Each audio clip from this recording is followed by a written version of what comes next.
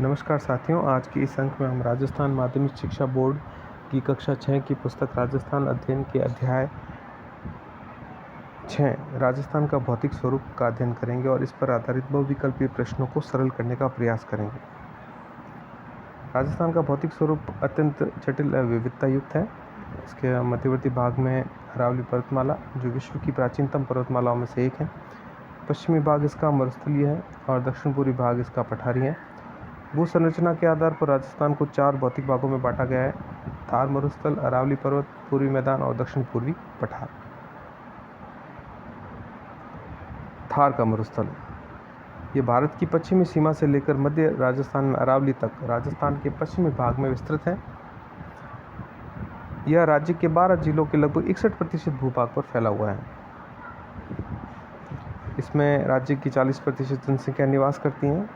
ये विश्व के अन्य मरुस्थलों की तुलना में अधिक जनघनत्व, पशु घनत्व, वर्षा, खनिज विविधता, वनस्पति, कृषि, सिंचाई के साधन और सर्वाधिक जैव विविधता पाए जाने के कारण इसे विश्व का सबसे धनी मरुस्थल कहा गया है।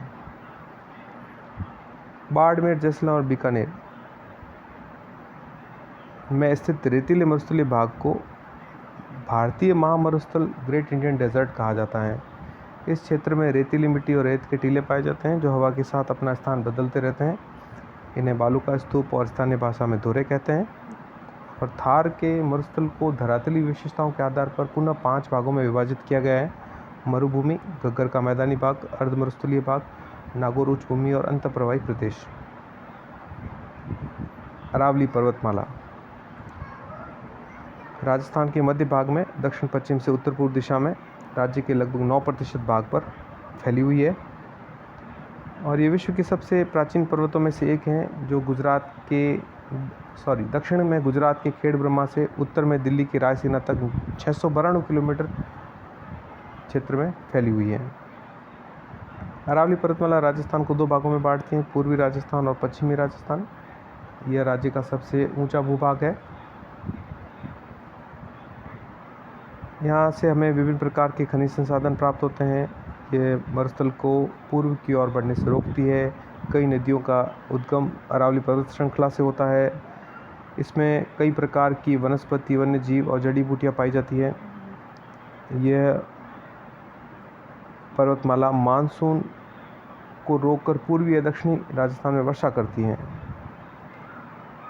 इन सभी कारणों के कारण अरावली पर्वतमाला को राजस्थान की जीवन रेखा कहा जाता है। अरावली की सबसे ऊंची चोटी गुरु शिखर है, जो सिरोही के माउंट आबू में स्थित है और इसकी ऊंचाई 1722 मीटर है।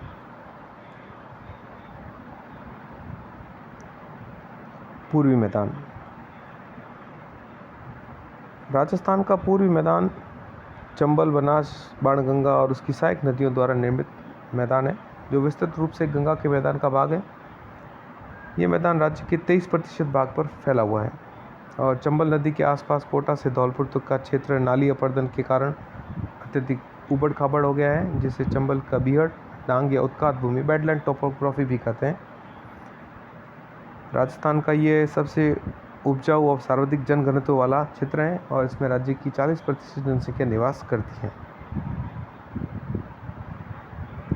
राजस्थान के दक्षिणी भाग में बांसवाड़ा और प्रतापगढ़ जिलों में माही व उसकी सहायक नदियों द्वारा निर्मित मैदानी भाग है, जिसे माही के मैदान के नाम से जाना जाता है। 56 गांवों के समूह और 56 नदी नालों से निर्मित होने के कारण इस मैदान को 56 का मैदान भी कहा जाता है। दक्षिण पूर्वी पठार राजस्थान के दक्षिणी पूर्वी भाग को प्राचीन काल में हाड़ावंशी शासकों का क्षेत्र होने के कारण से हाड़ौती का पठार भी कहा जाता है। ये राज्य के लगभग 7% भाग पर फैला हुआ है और इस पठारी क्षेत्र की अधिकांश मिट्टी लावा निर्मित, मध्यम काली व उपजाऊ है।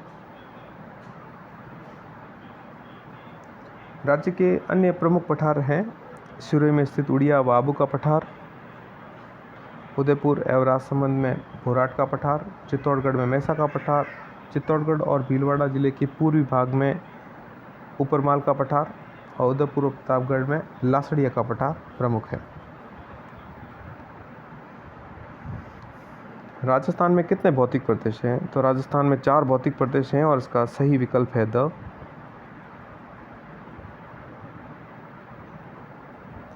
अरावली पर्वतमाला की सबसे ऊंची चोटी कौन सी है? अरावली पर्वतमाला की सबसे ऊंची चोटी है गुरु शिखर है और इसका सही विकल्प है द। राजस्थान के किस भाग में थार का मरुस्थल स्थित है? राजस्थान के पश्चिमी भाग में थार का मरुस्थल स्थित है और इसका सही विकल्प है द। थार का विस्तार कितने जिलों में है? थार का विस्तार 12 जिलों में है और इसका सही विकल्प है स।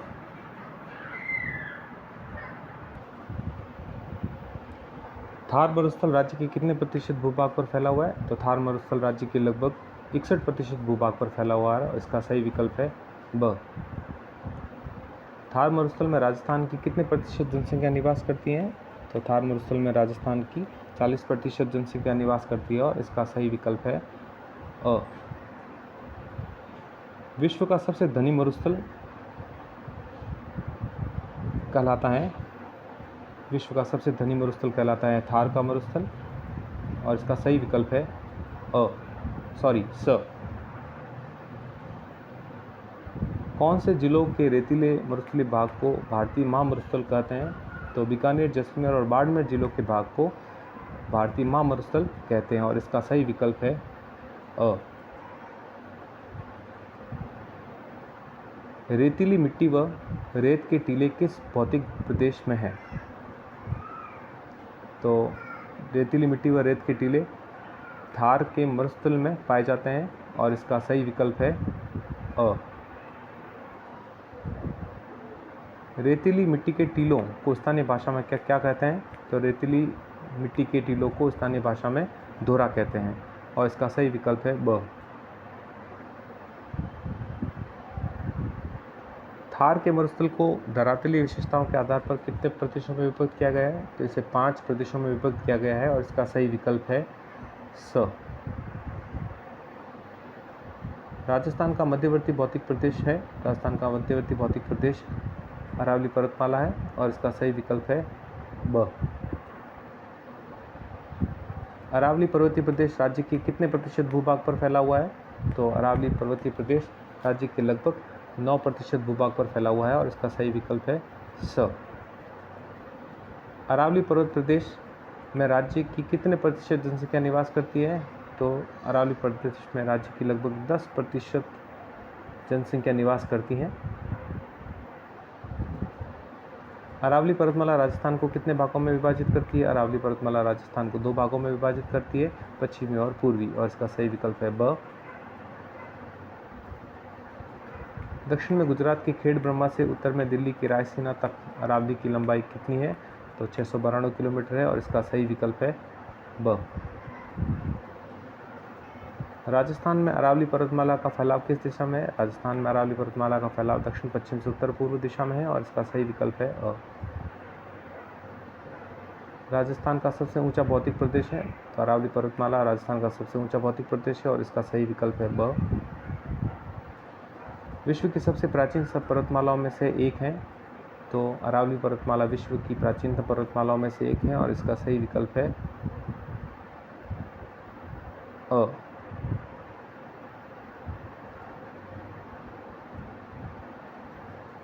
राजस्थान का कौन सा भौतिक प्रदेश खनिज संसाधनों से सबसे ज़्यादा संपन्न है? तो अरावली पर्वत श्रृंखला है वो सबसे संपन्न प्रदेश है और इसका सही विकल्प है अ। अरावली पर्वतमाला के संबंध में कौन सा कथन सत्य है? तो मरुस्थल के पूर्व की ओर प्रसार को रोकती है, सत्य है।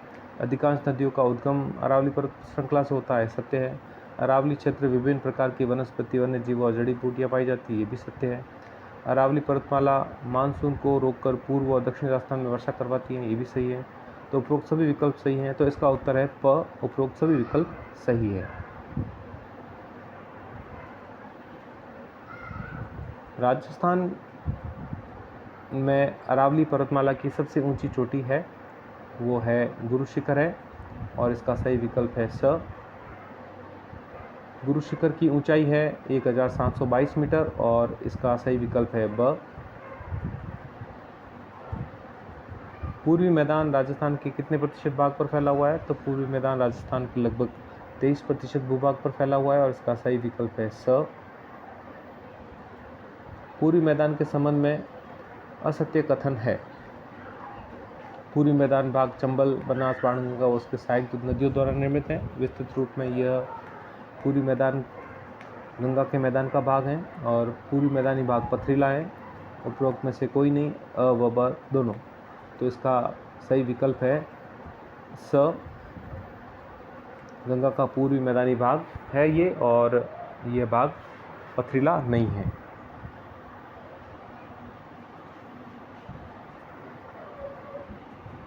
चंबल के बीहड़ व उत्कात भूमि का निर्माण हुआ है। तो चंबल के बीहड़ व उत्कात भूमि का निर्माण नाली अपर्दन के कारण हुआ है और इसका सही विकल्प है स। राजस्थान का सबसे उपजाऊ व सर्वाधिक जनघनत्व वाला प्रदेश है। तो राजस्थान का सबसे उपजाऊ व सर्वाधिक जनघनत्व वाला प्रदेश पूर्वी मैदान है और इसका सही विकल्प है ब।